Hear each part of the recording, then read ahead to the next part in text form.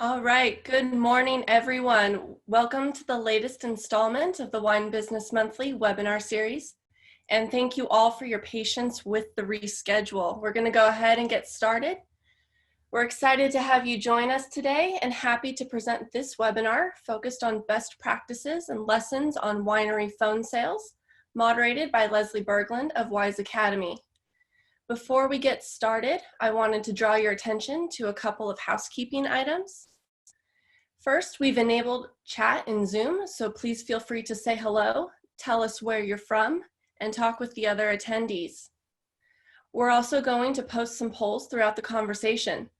We'd really appreciate your participation as it will help steer the direction of this webinar. Our first poll is up now, and I see a few of you have already participated. Thank you very much. If you have a question for the panel, please use the Q&A found at the bottom of the video screen. Don't forget that you can upvote. So if someone else has a question you'd like to hear the answer to, please give it a thumbs up and we'll make sure to address it. If we run out of time, Leslie and the panel have agreed to answer any and all remaining questions. We'll include the answers in our follow-up email. Lastly, for optimal viewing, please ensure your screen is set to gallery view. Thank you for joining us, and we hope this webinar helps you in your phone sales endeavors. Leslie, the webinar is yours. Thank you, Erin, and thank you, Wine Business Monthly, for making this session possible. Welcome, everybody. We have over 500 registrations for this, and I see people coming in now. And it's exciting to have you all here. As Winston Churchill famously said, never waste a good crisis. The Winery Phone Sales channel has traditionally been one of the least focused on yet most profitable D2C channels. With the fallout from COVID-19, obviously our tasting rooms have been closed and our events have been canceled, but that has not stopped us as an industry. The good news is for many wineries that our other D2C channels are doing exceptionally well. Web sales are exploding. Virtual tastings have launched overnight, and our customers are enthusiastically answering our phone calls. During the season of COVID-19, we have seen more emphasis on and success in phone sales than ever before, as wineries have scrambled to make up for lost revenue in other areas. Even when our tasting rooms open back up, which we all hope will be soon, wineries have confirmed that phone sales will remain an important and expanded effort in our D2C sales. So what's old is new again. Phone sales are here to stay. The focus of today's webinar is what lessons can we learn from those industry leaders who have been successfully managing phone sales for a long, long time before COVID-19. As Erin mentioned, my name is Leslie Berglund. I'm the co-founder and chairman of the Wise Academy, which is focused on growing the next generation of leadership for our industry. We do this in a number of ways through certification classes and custom training programs, both in person and now virtual, through mystery shopping of all D2C channels, now including virtual tastings, and through our Wise Cabinet leadership programs for D2C managers and other wine industry executives. When COVID-19 hit, like many of you, we were all scrambling to pivot our services and learn how to lead virtually. One of the best webinars I attended over the past couple months was outside of the wine industry, and it was about how to lead remotely. And it was given by someone who had been managing his teams for 15 years remotely. It wasn't something he was learning how to do new for the first time. That's where I got the idea for this panel, is we have experts among us who've been managing phone sales for a long time. And I know many of you are scrambling to embrace this new old channel, but we'd ask and learn from them.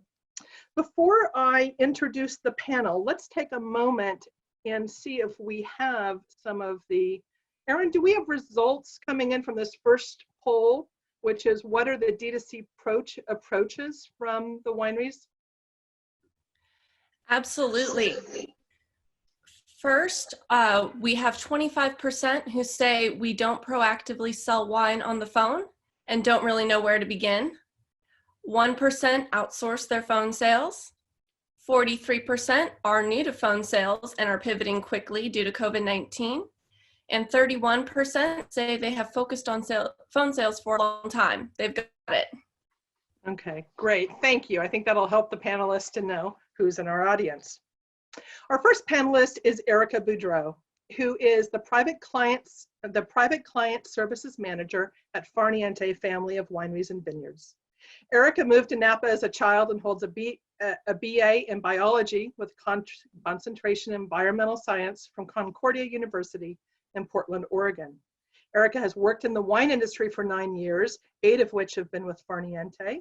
She currently manages the PCS team, which includes outbound telesales.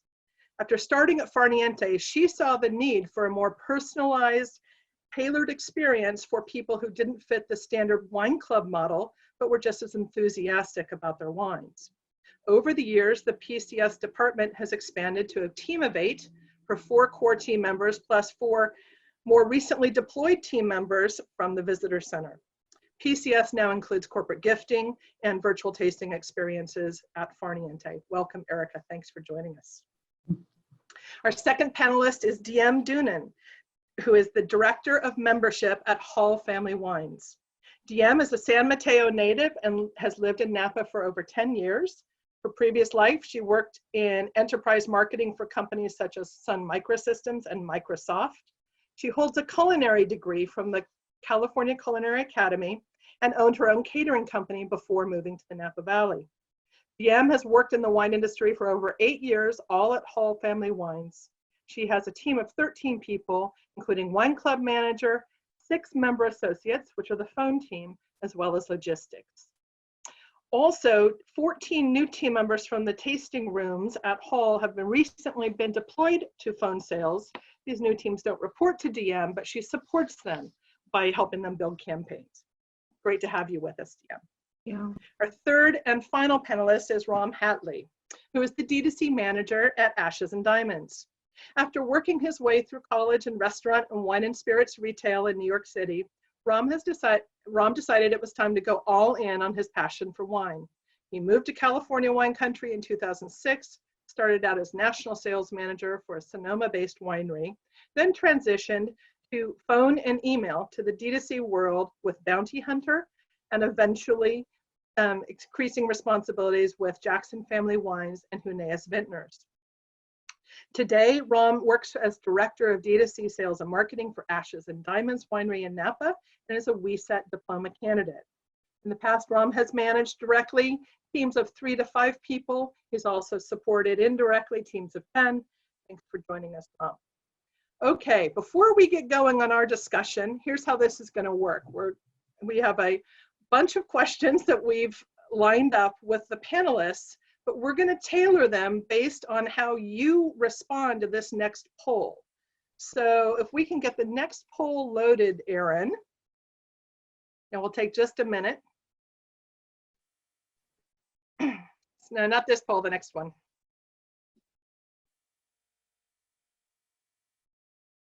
The question is, what are the roadblocks or challenges you currently have or think you will have in growing your phone sales?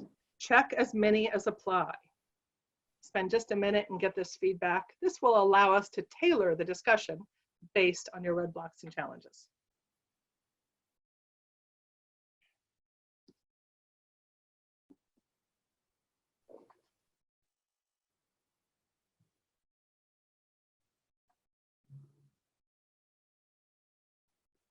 Do we have any results in yet, Erin?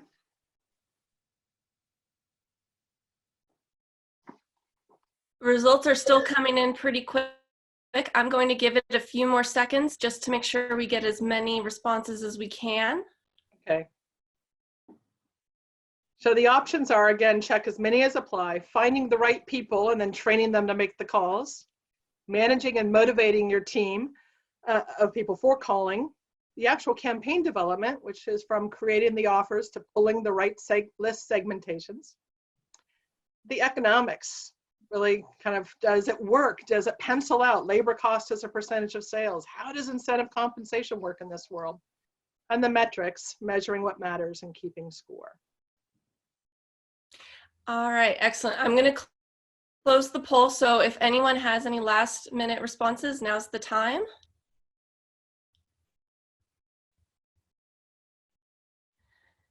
Great. Ending now with 80% of the votes. Thanks, everyone. Okay, I can see it here. So finding the right people and training them to make the calls, 40% of you are concerned about that. Managing and motivating your team, keeping the energy up, 49% are interested in that. Campaign development, creating those offers and pulling the list, 59%. Economics, 27%. And performance measurements, 31%. Thank you all so much. That will be very helpful as we continue this discussion. So I'm going to toss it out first of all, and Eric, we're going to start with you. I'm going to have each of the three of you answer this question. If you can just briefly describe both the scope of your responsibilities and what success for your sales team looks like. How do you know if you're winning? Erica, we're going to start with you on that. Yeah, so I oversee what we call the private client services department, as Leslie mentioned, and that includes outbound telesales. We call through a whole database, not just club members, so a bigger scope. We also do our futures program. We're taking on virtual tastings, so that's been pretty fun and new. We do corporate gifting, and we also help a lot with customer service. We're kind of the utility players, that super users of the system, so kind of wherever we're needed. But for us, success, we have annual goals, we have monthly sales goals, so obviously hitting those is a big indicator of success. But for me too is just hearing positive reviews from the customers constantly about just how together the team is, how professional they are, how we help solve problems with customer service. So that's just harder to measure, but an important thing for me too. That's great. How do you find that information out from customers, the positive reviews and feedback? We've started, this is virtual tastings, but we've been using Talk for booking those. And so they actually send a little, blurb in rating their host. And then other just come naturally. Someone will send an email in like, report this to your boss. You did a great job. So it's not super scientific, but yeah. Those kudos emails, great. Kudos, yeah. DM, same question to you. Just briefly describe scope of responsibilities and how do you know if your team is doing great? My scope is I am in charge of primarily the membership for the business, as well as phone and / email business. So it makes up about 40% of our DTC goals for the business. I manage a team of 6 salespeople, 2 customer service folks, wine club manager, and then I also oversee our fulfillment and logistics side of the business. So there's a lot of moving parts and pieces. The way that I would measure success is really just on, how cohesive the team works. So just relying on, transparency, real-time updates, and of course, just measurable success, obviously for, revenue budgets. We're keeping our attrition rates down. We're increasing tenure, all those great things. What we really like to hear from our members is through, reviews on Yelp or, all those social review sites. And then we get feedback directly from the members on emails that my team sends. So it's a really great way of learning what the pulse is in our membership population. Okay, great. Thank you, DM. Ram, same question to you. What's the scope of your responsibilities now? I know that's changed with your new role. And how do you measure success? Yeah, so this is a unique experience because this is brand new to this business. They've never done phone. It's a new business too. So they've been open since November of 2017 here at Ashes and Diamonds, and have done a really great job with engagement, mostly focused on hospitality, and have gotten to a point where they have enough of a club member base, and we've got enough of a mailing list base to begin layering this in. And so my role here is to develop the phone program. We're in the learning phase of it. So I'm doing exercises using outsourced calling as well as my own to get a pulse of our list and to develop a scope of work for it, and use that data to decide what the next steps are moving forward, how big of a team I want to create, what that's going to look like, what the needs are, what the general engagement is with the list, and this has obviously been a unique time that kind of skews the data, but it's been really encouraging, and also doing a lot of email marketing, and I've been doing wholesale as well here, so a lot of different hats, but that's the focus right now. Is And just to confirm, how long have you been at Ashes and Diamonds? Since January. Okay, so brand new, and what Brand a time new. to start a new gig. And so I think as our previous discussions, as you're answering some of the other questions that we've teed up, you're not only going to pull from your Ashes and Diamonds experience current, which is startup mode, as well as other deep experience you've had in the last. That's right. I've been doing phone sales for 13 years in a lot of different environments and building different programs for different size companies. So. Okay, great, thanks. So first question, or next question, is one around 2020 hindsight, and we're going to start with DM on this one. Think back to when you first became the manager of a phone sales team. If you knew now, if you knew then what you know now, what advice would you give your younger self? I would give my younger self the advice of just making sure that you have a really good, clean data ecosystem. So data is key, but having clean data is vitally important. And to make sure that your team knows that they will respect what you inspect, meaning, keeping them honest.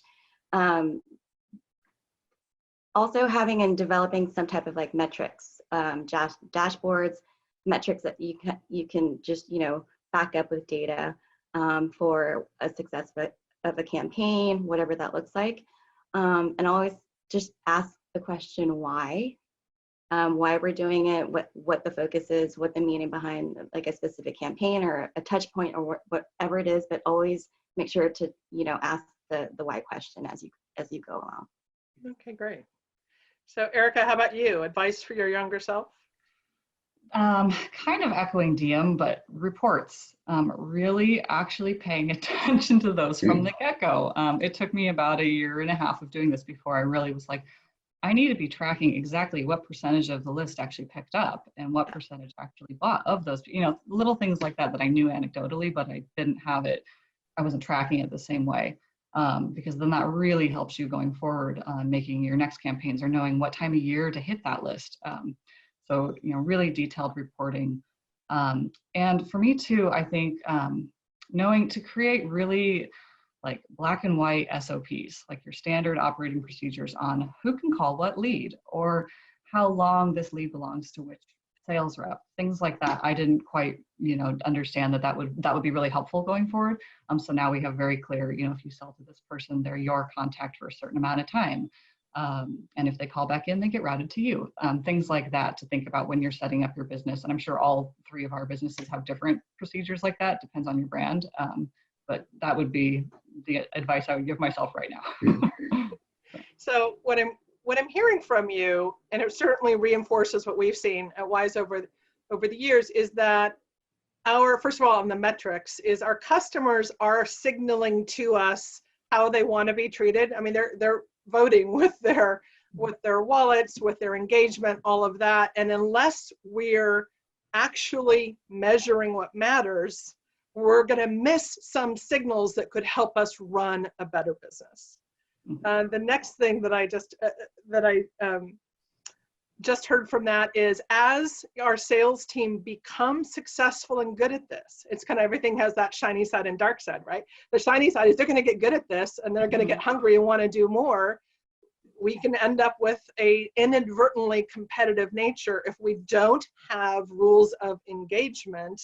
As you said, who owns what account for how long and what are that part. And when we've seen that, when you have that in place, then it's not the drama over, fighting over who has what client, and it's really more focused on results. Mm-hmm. Ram, I'm going to go to you next on hiring and training. That was one of the things that came up. What type of people have you found are best suited to phone sales, and any surprises here on who is best suited or not suited, and then we'll get to any secrets on onboarding or training. That's a great question, because there are surprises. I'm assuming that Erica and DM, since you've brought on people from the tasting room, that might be really great at hospitality, front of house, that you're seeing that, phone is a little bit different.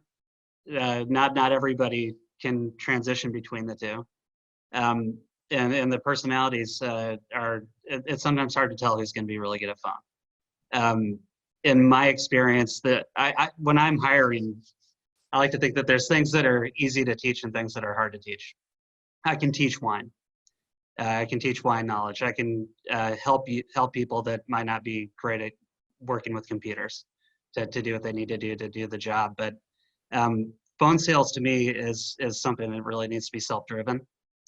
You have to have be really self-organized, and be driven to succeed on your own. And kind of going back to the last question, using data and metrics to empower them, I think is the most powerful tool in managing a phone sales operator.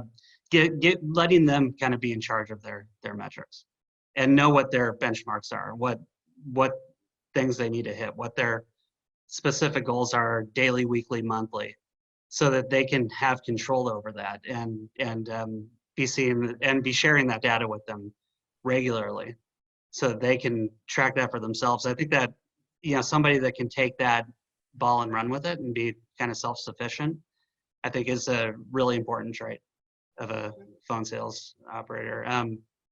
And a hunger and desire to learn and succeed and be successful, and obviously an outgoing personality and a good face for radio like me. So what you're saying is there's a DNA issue certainly that's inherent there, and those that will be successful in sales. Now, both Erica and DM, as Ron just mentioned, you've recently redeployed team members from the tasting room to phone. We'll start with Erica. What do you do to onboard and train a new person kind of pre-COVID, and any other nuances of what you've done during this season? Yeah, so gosh, we have had all of our people take the WISE outbound calling class. So I wasn't asked to plug that, but there you go. We do the WISE outbound class. And then having them sit in and listen to the reps that are already doing this. And I try to get all of our new people one-on-one time with everyone, because everyone has a little bit of a different style too on the phone. So whereas, one guy might be a little more casual, he's like, hey man, we've got someone else who's like, I'm Erica from Farniente, and everyone has their style and does a great job. So I really like our new people to kind of hear that and learn. Ideally, they'd be sitting in with me too, but now in COVID, we're a little different of a situation. But I feel like bringing in the people from the tasting room right now has been helpful in some ways because they already know the wines. That's been, one thing that's been really beneficial right now, because obviously then normally if I'm bringing in someone outside, I have them shadow in the tasting room, I have them tasting wines, meet with winemaker, things like that too. So, great. Yeah. So DM, in your membership associates, what have you done in terms of what's the right profile for that, and any surprises over the years? It's always a surprise. Yeah, it's like the full spectrum as far as personalities go. So when I'm looking to hire someone, it's really not about like their sales experience or whatever. It's really who they are as a person, right? So they have to mesh well, personality wise. And I kind of liken their responsibility as them being their own business owners. And so that's kind of like the preconceived notion, like you are owning your business, you take it from start to finish, you put in what you're going to get out, you measure it, I track it, behind the scenes and report, but they are also tracking their own business to see, what works, what doesn't work, the cadence, whatever it is, conversions. The other thing is just having a service heart is huge, and that's part of what WISE Academy teaches. So it's those two really, two big tenets as far as like what I look for when I am hiring. So Okay. So I want to remind everybody is, yes, chat is for general chat. That's awesome. If you want a question that for this panel to answer, and we will leave a chunk of time at the end to get to that, please put it in the Q&A, because that's where we're going to be answering and witnessing some questions in general, which I hope the audience answers in chat. Put it in Q&A if you want us to get to it.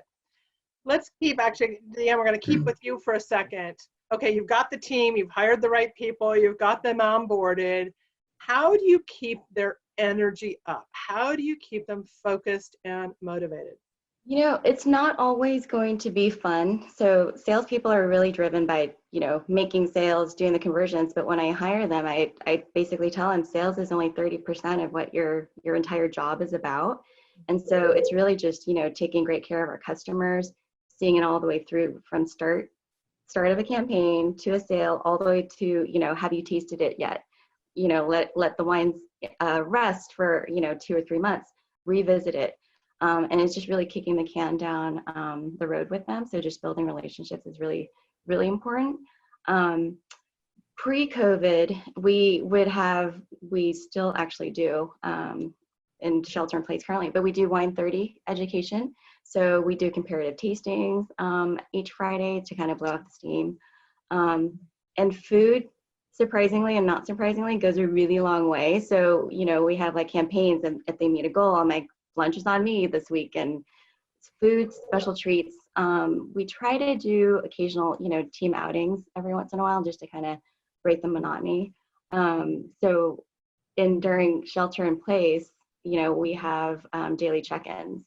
So I had each of my team members fill out in a Google sheet what their spirit animal was. And so I bought each of them a plush hat of their spirit animal. So the next time that we had like a check-in, we were all wearing our spirit animals. So it just kind of brings levity to the whole space. And it's not just, you know, work, all work and no play. So Great, thanks. So Ram, how about you? How have you kept the motivation up over the years? Well, that's great, DM. I actually, I like everything you said there from a qualitative perspective. That's fantastic stuff. Might be guilty of the spirit animal thing in previous iterations. So I guess I'll speak maybe from more of a like day-to-day, how to stay motivated on the phone kind of perspective. I guess I would like to kind of go back to what I was saying previously, that self-motivation's huge. And I think daily check-ins, I've always been the kind of person that I take my yearly goal, I break that down into monthly goals, and then I break that down into weekly and daily goals. So when I come in each morning, it's where do I need to be by the end of the day? So now where do I want to be by noon, by my lunch break? How many calls do I need to make? What's my list size? Really tee it up and set it up and then go for it. So helping train those kind of tasks, I think is really, really critical. So that people can come in and kind of hit the ground running each day and know what they need to get done from a technical perspective. I've always liked the Mark Twain quote, and I've used this one before, that if you eat a live frog first thing in the morning, it'll be the worst thing that happens to you all day. So I kind of equate that frog to being your first 5 calls. You know, so you might come in, you might not be motivated, something happened at home, you know, whatever it might be. I've always found that once you just do those first 5 calls, you start, it changes your whole perspective. You fall into a rhythm, and it can really alter the way you feel. It felt 20 minutes ago to get that done. So whatever helps them eat that frog. Erica, how about you, on anything to add on motivation?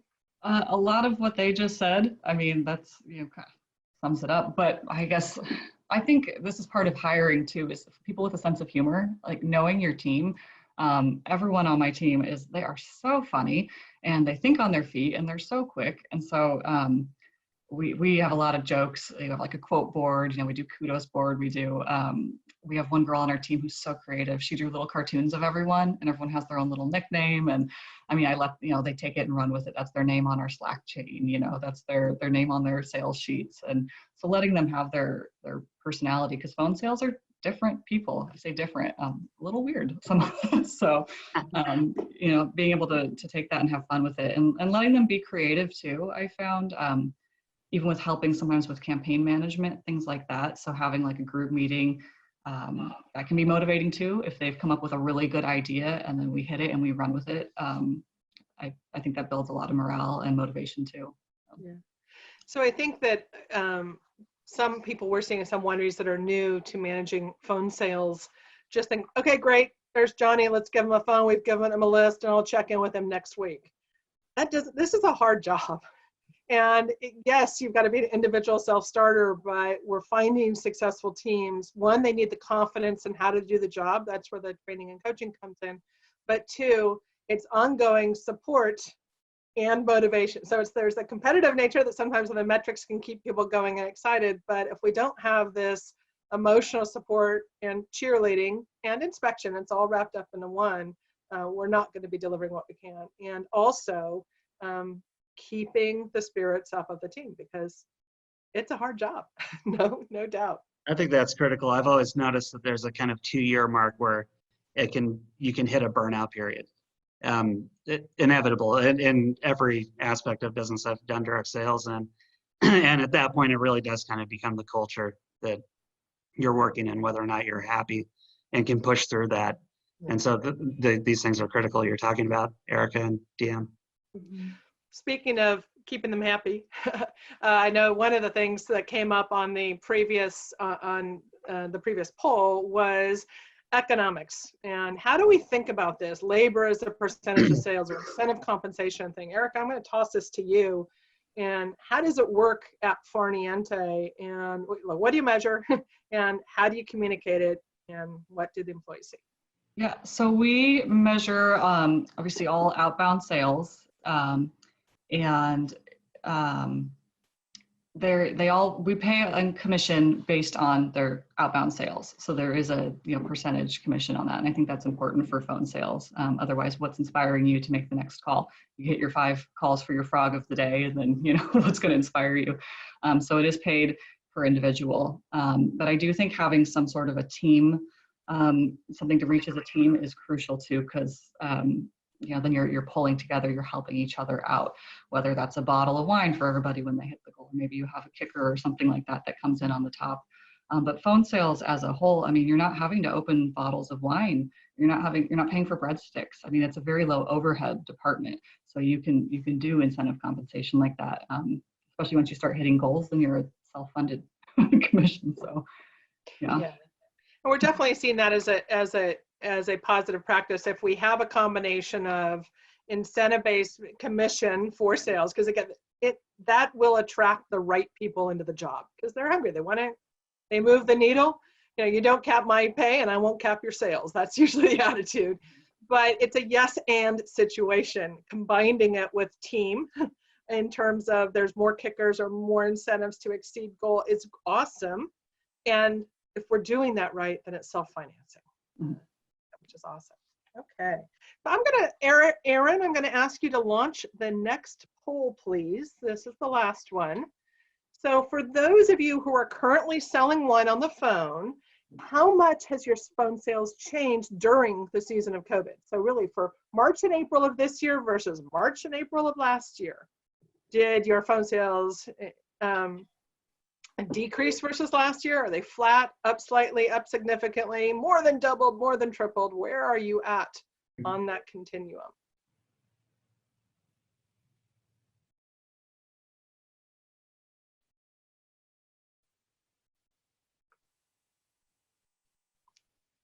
And Aaron, as they come in, I'll have you read the results again, please.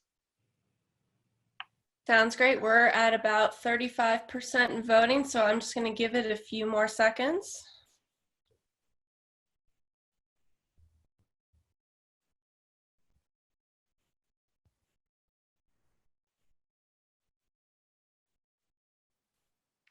One question. Go ahead. I was going to say, so far the results are looking good, that most phone sales are up. We have very few who are saying they've decreased or are flat. The greatest majority responded phone sales are up significantly, about 40%. Okay.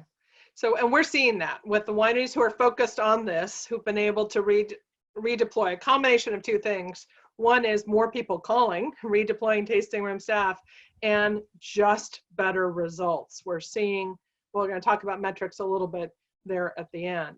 So what are some of the things during COVID that has changed during this season? So what are some of the things that, Deanne, we'll start with you. What's different now that it was 4 months ago?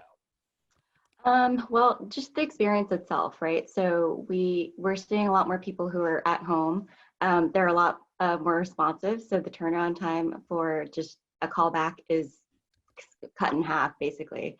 We're seeing people are actually picking up the phone, where before, you know, a lot of the campaigns that we have driven by just outbound calls, they're not as likely to pick up, or they leave more voicemails than not. So currently it's been huge. So we've done virtual tastings. We're doing bespoke tastings right now, where our veteran wine educators will do a bespoke tasting for, you know, a small audience of 5 or 2 or 3 or whatever. So that in itself has changed dramatically, and it's caught on like brush fire. So it's been really amazing. And I think the other thing that we've learned is we are not typically a culture that telecommutes and works from home, but we've proven our pudding, and that, you know, we're all mobilized and we're professionals, and we're meeting and we're actually exceeding our goals for the quarter. So it's been tremendous. Just to share a couple stats with you guys, we've taught 4 separate versions of our outbound sales course, the WISE 116, and we're seeing, to support what you're saying, DM, normally the number of contacts achieved, right party contacts out of everybody that calls is in the 20%, and we're seeing that almost double during this period of time. We are seeing that the response rates when you get the right party on the phone was normally, you know, could be 5, 8%. We're seeing that up by about 50%. So people are home, they're hungry, they're thirsty, they want to talk. Hey, Ron, let's get to some of the basics, because I've seen some of these questions. Come up here. So people always want to know, what's the right, you know, what are the right days to call? What's the right time of days to call? Do you leave voicemails? Let's walk through some of these basics. What's the cadence of calls to emails? There's a few different questions. You know, right now I think it's unique because, as DM said, people are home, and they're missing certain luxuries of their normal lifestyle, like going out and having a drink, you know, getting a glass of wine after work. And I think people are also kind of craving human connection. And so the responsiveness and the engagement's been really unique during this time from what I've seen. It's been really positive. People are almost emotional when you talk to them. And it's just if you're taking the time to listen, as you should be on the phone as much as talk, you're having some really wonderful engagements. And you're catching people on the phone during business hours. A lot of people are at home. I talk to a lot of people that are working from home. And so all these metrics make perfect sense to me. Again, I'm at a new winery, so I don't have any previous benchmarks to put it against for this list, but in terms of my general experience and general kind of metric benchmarks I look at, it's more than usual. You're getting people on the phone. I'd also say that I'm seeing an increased reorder velocity that I wouldn't typically see. And I've found that I mean, obviously this is a unique time. A lot of us, I think, our goals have changed a lot in the last 2 months, being that now for a lot of us, we're the only silo generating revenue, really. So we're trying to make up all this lost ground. And so you know, there's a little added pressure to keep moving. And I think this will come into conversations about data, about list polling, and about how you segment for campaigns, especially when it goes from this suddenly we need to start making calls for a month, and now you're 2 months in, and you've got to keep that train rolling. And so you've got to be really smart about your calls and who you're calling. I really think this is the time where you need to be hitting bullseyes, not kind of throwing at large targets. And so segmentation. Talk to us about that campaign management. What lists, what segments are your go-to segments historically and this time, and then also, campaign offers. I'm sure everybody's jumping into calling their whole club base, and maybe even doing that in just kind of a broad fashion. But then a month out, you're done with that, and now it's okay. So how do I go back and call? I would really recommend a few different exercises that I've been looking at. Certainly by product. I think if you're a winery that has a pretty good SKU mix, you can start pulling those individual SKUs.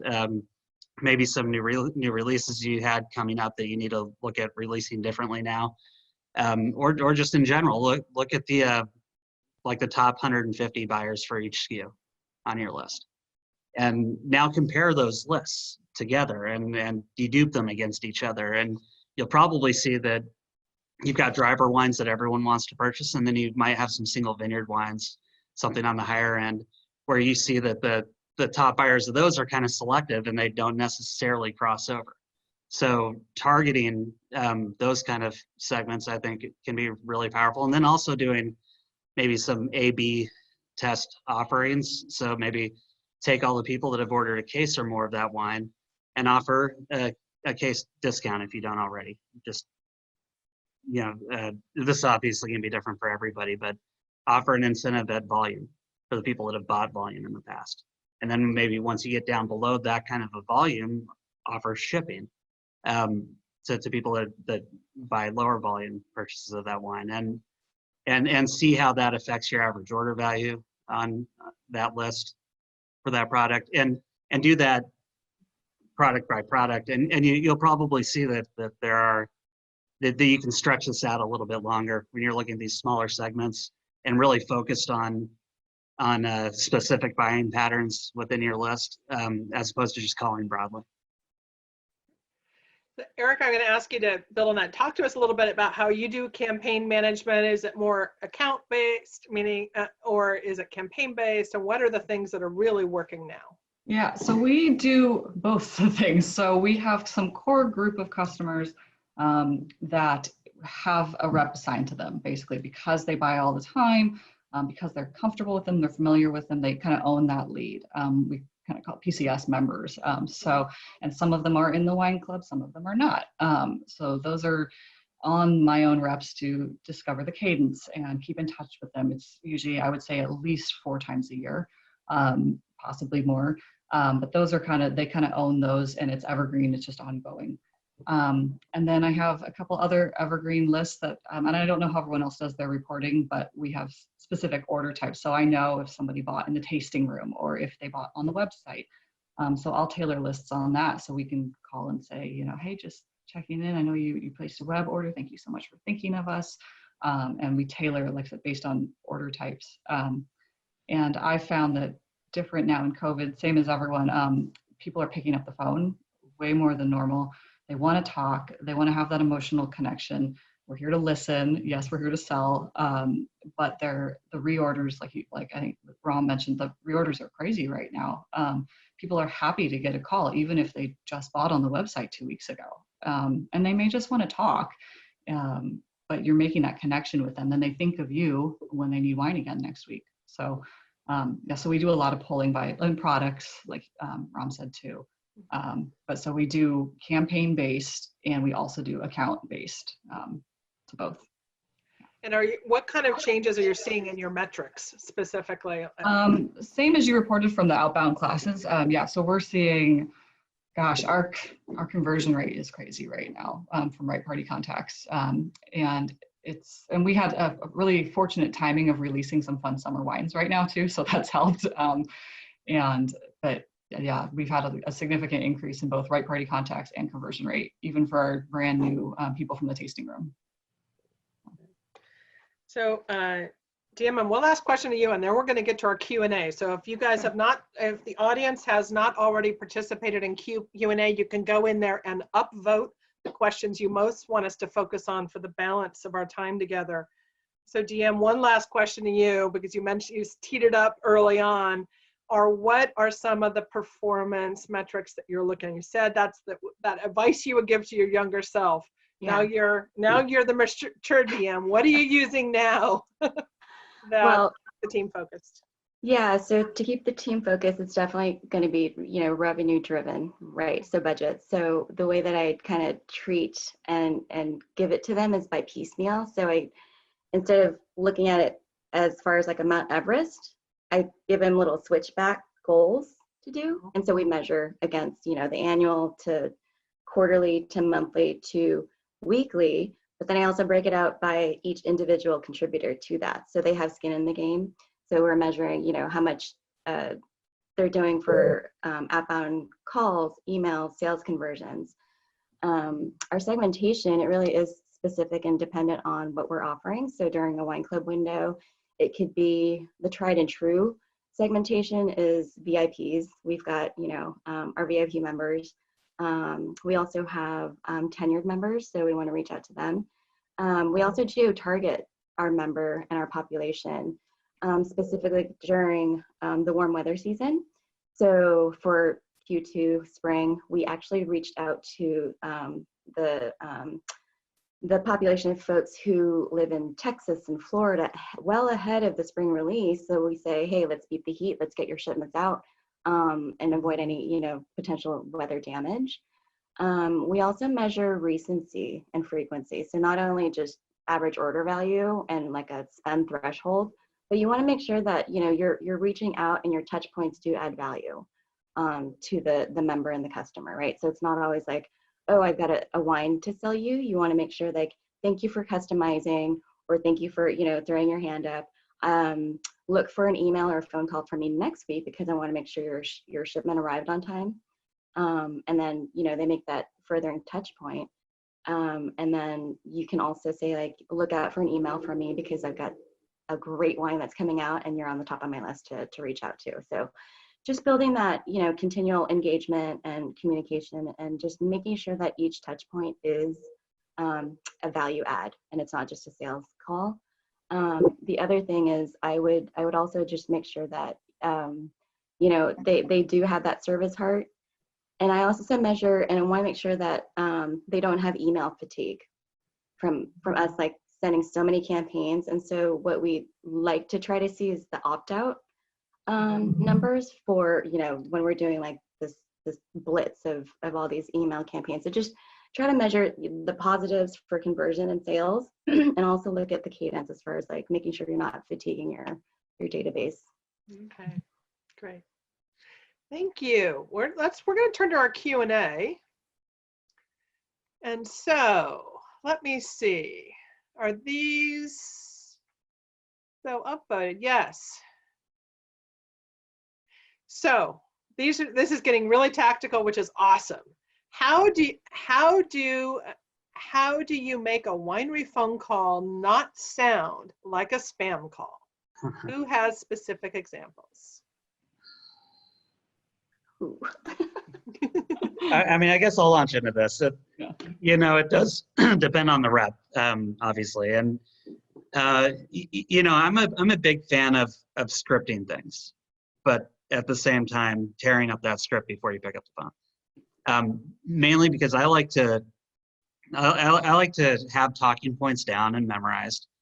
I'm that geek that before going into work, when I was doing phone sales full time, I would have I'd write out all my scripts and then I'd practice them in the car. I'd leave myself voicemails, repeating that script. I would do all that just to hear my own tonality and which is terrifying if you've never done it.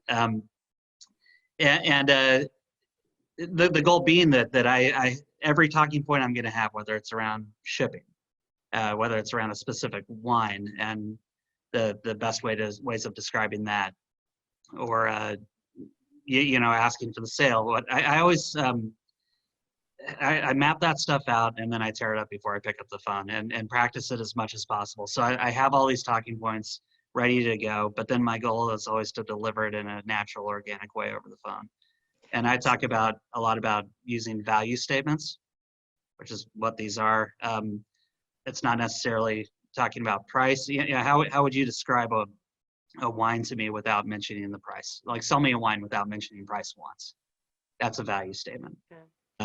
What's the inherent value in it, and how can you get that across in a very short window of time in a way that creates excitement, engagement, and ideally you're trying to convert yourself from being the seller to them actually being the buyer.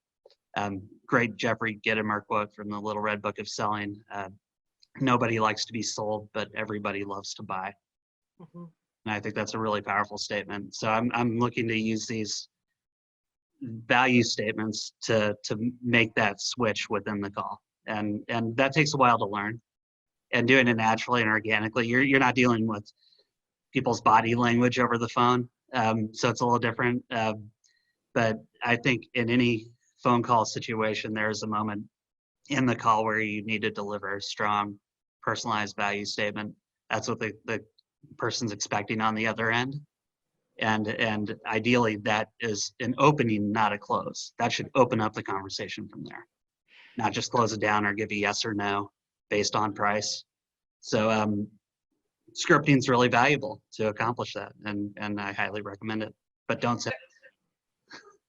So our next question is asking for, buckle your seatbelts, boys and girls, is they'd love to hear a mock call demo.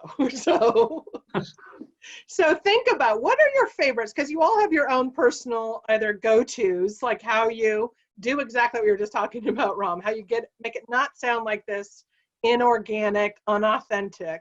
What are some of your favorite ways that you personally, or think of team members, feel free to steal from them. What are some of the favorite ways that you have opening? Who wants, I'd love for you all to do it, but I'm going to ask you to volunteer. I'll say how I talk about ours is it's really, we're your friend from Napa. I mean, that sounds kind of corny, but it's true. My favorite thing is when I call somebody and they've already got my number pre-programmed and they pick it up and they're like, Erica, what have you got today? And they're just like excited. And I look for that when I'm hiring too, is, can you think on your feet? Can you switch it up based on what I give you? Because some people are going to answer the phone and be like, hi. And you have to be like, oh, Jim, this is Erica. I'm calling from out in Napa from Farni Ente. Pause. Because then they'll fill in the gap.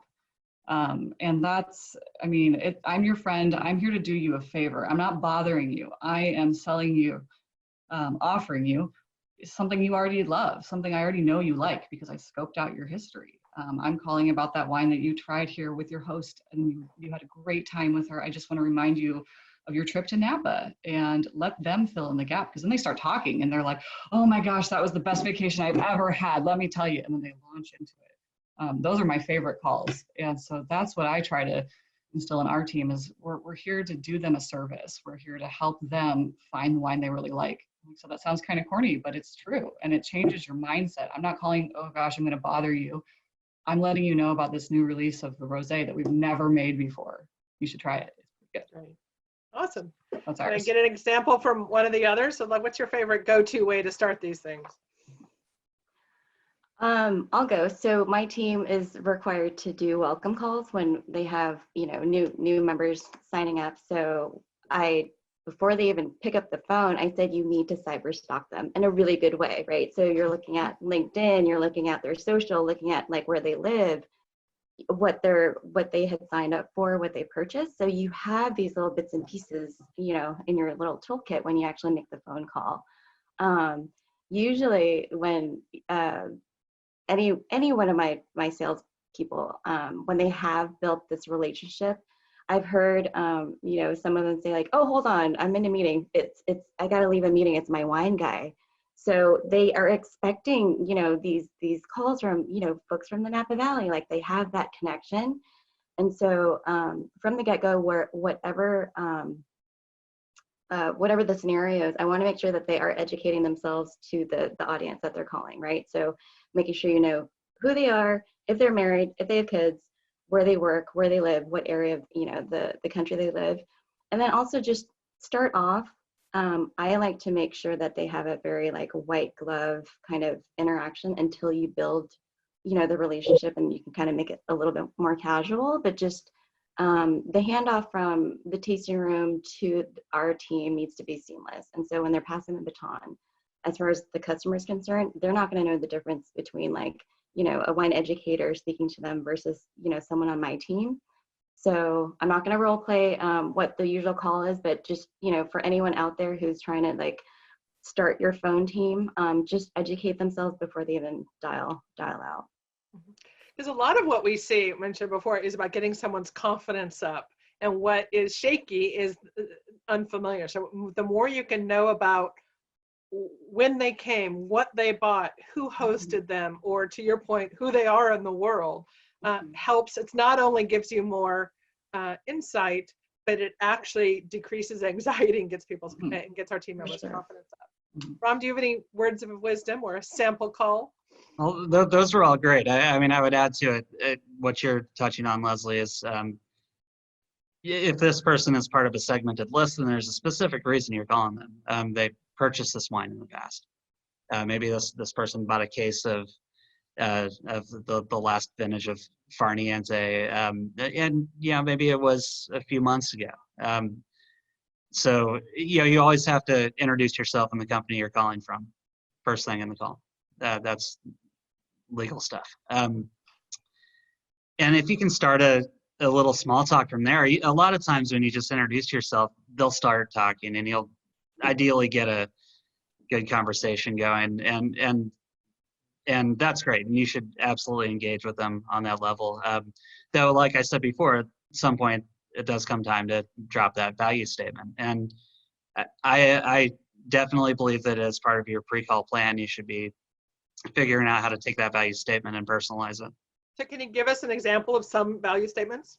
So I know a few months ago you purchased our 2012 Farniente Cabernet Sauvignon, and we actually are getting ready to release our new vintage. It'll be a public release soon enough, but we wanted to give you a call ahead of time, let you know, and see if you might like for me to reserve a case of the 2014 for you and tell you a little bit more about the wine and the vintage.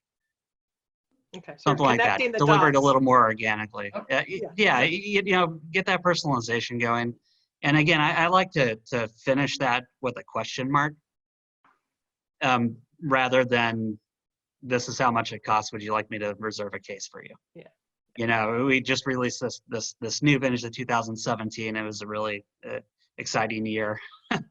Don't talk about the fire. And I'd love to tell you more about it if you're interested. Something like that ends with a question mark. Ideally, you want them to respond, because again, that's when they start buying as opposed to you selling. And so if you can finish with the question mark, put it in their court. Let it be quiet for a minute. Let them make the next move and respond, because that's when they start asking questions. And now you've shifted to now you're providing service. You're answering questions about the vintage. You can deliver more insights into the vintage or into the winemaking, into the wine, things that create excitement, and answer their questions as they go, but put them in charge at that point. It's far more valuable than you trying to close down a sale and say, oh, so can I go ahead and reserve a case for you? No, make it a little more engaging than that. You're more likely to convert within the call. You will get a certain degree of conversion just by offering the sale and the price and, yes or no. You will get a percentage of conversion on that. Your conversion goes up when you make it more engaging and when you make it more personalized and you have a really good interaction. You answer questions about shipping, not just telling them the cost of shipping, but recommending a shipping service for the time of year. This is what I recommend we do for your wine to get to you safe. I know it's a little bit hot in Texas this week. It looks like next week it's going to cool off a little bit. There's some rain coming in the early half of the week. So let's ship it 2-day on Monday, get it there on Wednesday to match that weather pattern. Make those recommendations. Don't just throw the cost out there. So do you guys have, and it's another question that's come up, do you have any suggestions for smaller wineries who don't have a designated phone sales team? but yet they want to reach out to club members during the season of COVID, but they want to find a natural way to do it that feels authentic, that it doesn't feel salesy. If you were, popped into that situation, what would you do? I actually just talked to a friend yesterday, if I can jump in one more time here, who was curious about how, afraid to make calls because they had just sent out a club shipment. And my response was that's a perfect time to make these calls, Mm-hmm. especially as a small business owner, as the winemaker. Mm-hmm. Great time to sit around and call your club members and just say, thank you. I want to make sure that your shipment got to you safe and sound. Have you opened any of the bottles? Do you want to do maybe a webinar tasting, a Zoom tasting with me? And I'll open a bottle. You open one of them, see how you like it. Thank them for their support. If you want to reorder, give me a call here. I mean, what a great time to make contact, to make outreach. Yeah, great. Erica, what were you going to say? Yeah, I was going to add in, just because I've been pulling people from the tasting room to help us, if you have a way through your reporting to pull the list of which tasting room person signed up that member, or who sold them last, having them just call and check in and thank them. Hey, it's me, Erica from the tasting room. I met you last year. It was so great to meet you, blah, blah, blah. But you can call on credit card declines. That's a super valuable way to call your members with a real reason. Like you, Ron just mentioned, reordering club, or just checking how their club shipment arrived. Anything you can come up with. You can come up with a reason for any member, any non-member too. But I would say, yeah, if you're a small company, if you can get them, the host who actually helped them to call them, that's a huge automatic relationship that they've, even if they only were interacting for an hour. I mean, that's a lot of people remember that. So that's an easy start, especially if you can call on, you're releasing some cool wine that they tasted when they were here and you have a new bottle, something like that. Great, thank you. Next question. For phone sales promos, are you finding shipping deals are best, or wine discounts on multiple bottles, or both? Like what are some of the levers you're pulling during this time? What's working? DM, do you have something? Yeah, so for us, we usually have an evergreen program of 6 bottles will ship for $1. We've actually cut that in half during COVID-19. So anybody who makes a purchase of 3 bottles will ship for $1 anywhere in the US. The other thing is we're doing in tandem campaigns, discounts on our website. So currently it's 10% off our entire website. It's actually going to go away this Sunday, but it's really just trying to look to see what the velocity is for what SKUs are selling more quickly. So what we've seen on the website, and it's really interesting, members will actually spend on average a little more than non-members on the e-com web store side.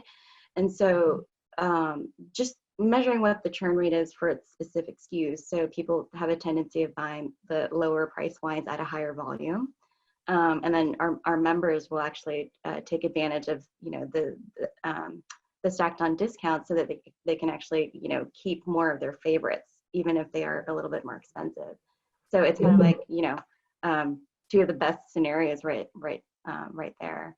And then just to add on what you guys were talking about as far as reaching out, it's the 70% of their other job, right, is to make sure that you can check to call and say, hey, I know you're at home right now. We just want to make sure that, do we have your correct address, so that we have another shipment coming out or another release. That's adding great value, and I think it's just another great touch point. Great, really good, awesome. So anything else, any other tools that you think are working? We've done shipping incentives, which for us, we don't really do very often. So that was a big pivot for us, and we've seen great things from it. So, but yeah, that's we haven't really done much other specific savings or promotions like that. But we have done some shipping incentives, like I said, which was very new for us, but it's been very beneficial. Okay. One thing that you can do with phone that is worth thinking about too is that you can offer certain things without advertising them broadly. So you can contact maybe your top members or people that ordered, maybe somebody that purchased 3 weeks ago, 2 or 3 weeks ago, and you want to call and follow up on that order.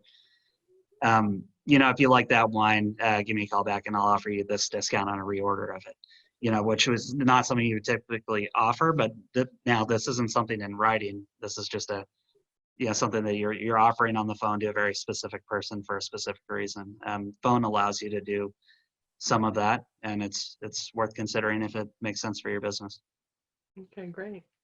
So let's talk voicemail. Majority of phone sales go to voicemail. How do you handle voicemails? How soon or how often do your team members call back?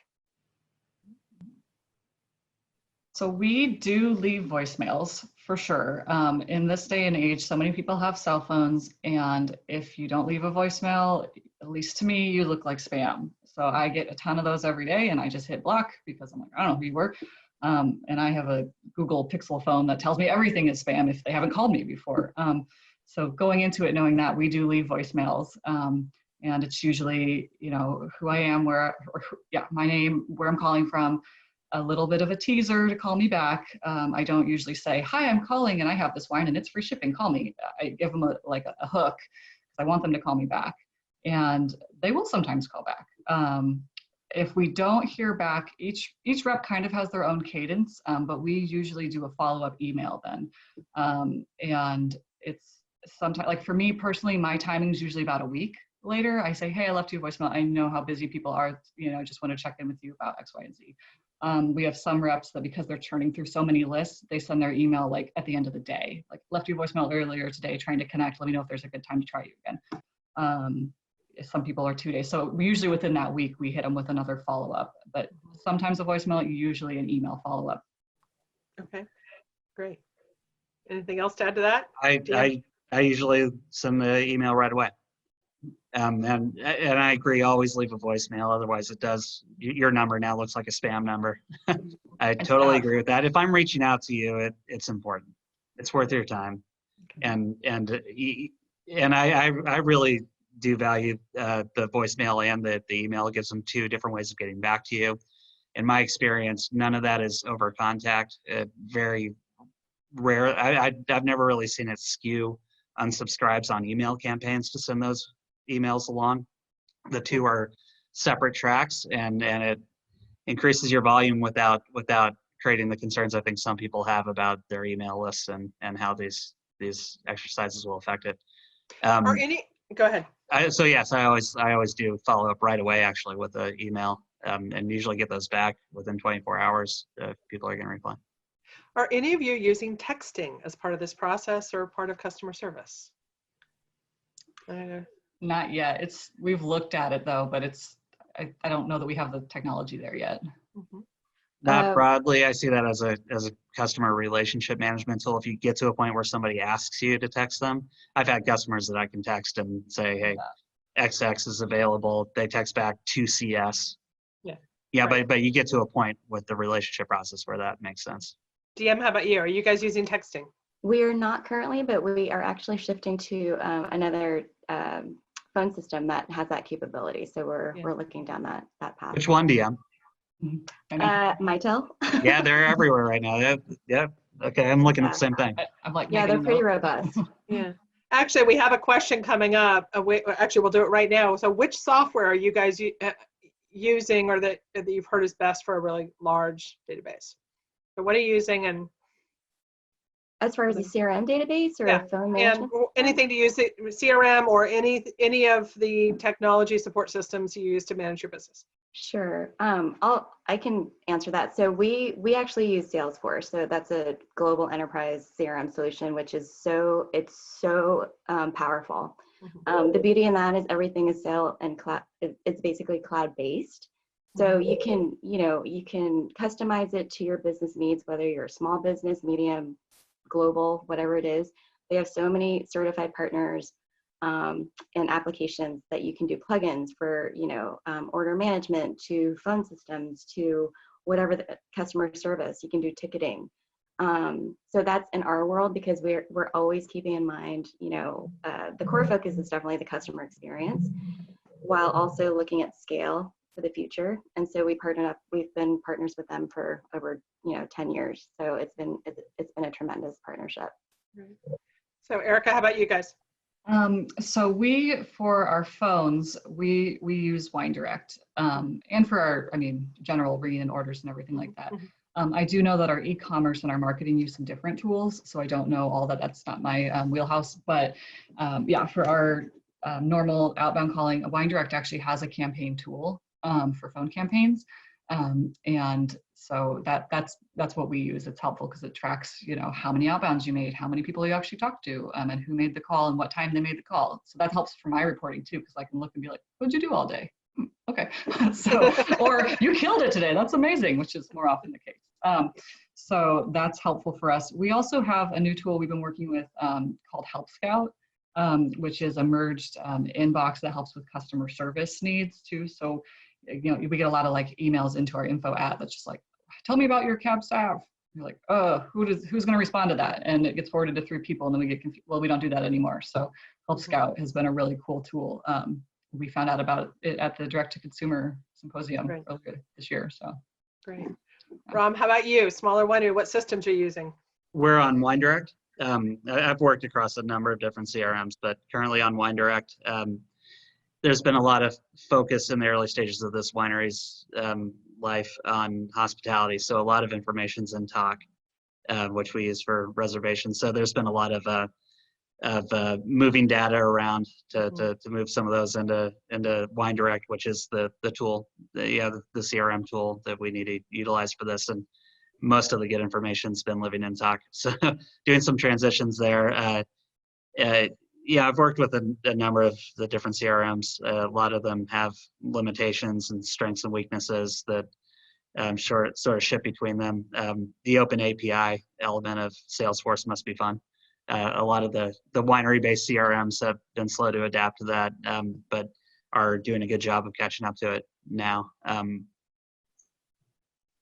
looking at phone, these VoIP phone services that can actually even do campaigning where you're actually working through the phone services dashboard, which is feeding to the CRM, having that kind of API kind of plug-in ability. There's some really robust options that phone services such as 8x8, Ring Central, and Mitel can offer that are worth looking into, but generally for larger, more scalable programs. Very cool.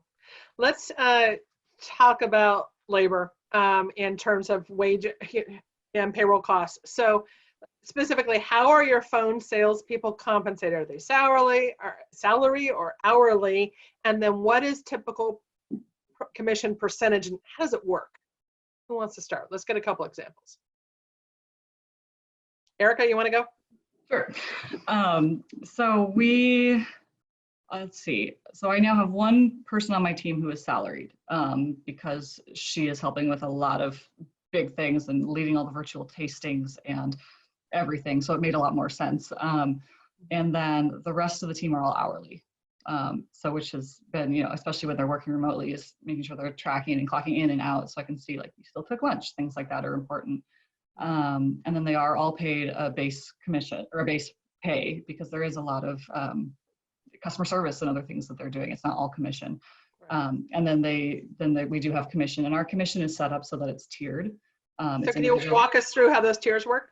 Yeah, so we just changed it all. So if they sell from nothing or $1 through up to $40,000, there's a set percentage. And then if they go from 40 to 80, they get to another level. If they hit 80 to 100 in a month, and it's monthly, they hit another level. If they get over 100,000 in a month, they kick into another level. So yeah, so tiered like that. And then I mentioned earlier about having something for the team as well to hit. So we've done things like added a kicker in a time when we really want to push, and that's like a split out. Once we hit the group goal, we do a split out to everyone. We've also done bottles of wine, things like that. Okay, I've got a question for Erin because I think you're sending me a message. You want to answer something? I was just saying we are getting fairly close to our webinar end time, and I know we have a lot of questions, great questions that have come in. I just want to remind everyone that we will copy these questions and make sure that they are answered, and we'll send them out with a follow-up email. So, Erin, do you want us to do we need to stop at a specific time, or do you want us to keep going?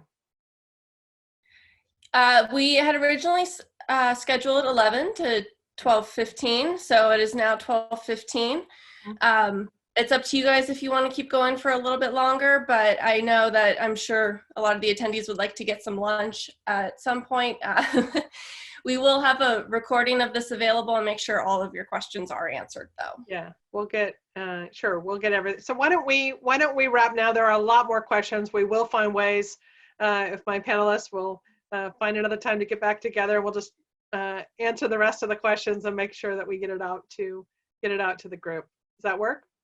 Okay, great. So just as a wrap, so indeed, a crisis is a terrible thing to waste. And during this time, as you can see, I'm so excited that so many wineries are embracing phone. It's always been here. It's always been awesome. And now it's getting the attention that it deserves. So thank you, Ram. Thank you, Erica. Thank you, DM, for bringing this to life today. And we appreciate your leadership. Okay. Thanks. Great. Thank you, Thank you. Leslie. Thank you, Ram. Thank you, Erica. And thank you, DM. As a reminder, there is a replay of this webinar that'll be available within 48 hours on winebusiness.com, and we'll send all attendees a link to it as well. Thanks to everyone. Thank you for joining us, and best of luck in your outbound phone sales calls.